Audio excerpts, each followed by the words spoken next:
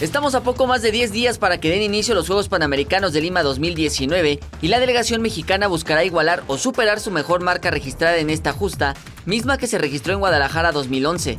Sin embargo, el seleccionado nacional ha reportado hasta el día de hoy bajas de atletas importantes de los que se esperaban al menos una presea. La marchista Lupita González no estuvo dentro del seleccionado nacional, pues dio positivo a la prueba de antidoping en octubre pasado, misma que resultó en una suspensión de 4 años para cualquier competencia. La triple medallista olímpica María del Rosario Espinosa quedó fuera del combinado nacional al perder su plaza en el selectivo tras caer frente a Briseida Acosta en los clasificatorios para la justa.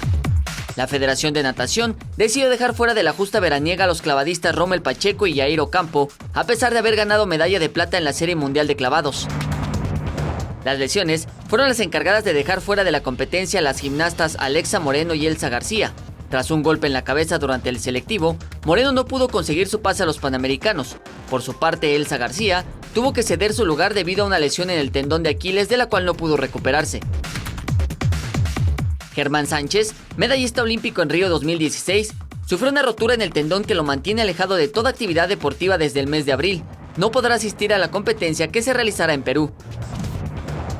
El último caso es el de la esgrimista queretana Paola Pliego, quien al no ser tomada en cuenta por directivos mexicanos para ninguna competencia, optó por aprovechar la oportunidad de representar a Uzbekistán de cara a los Juegos Olímpicos de Tokio 2020.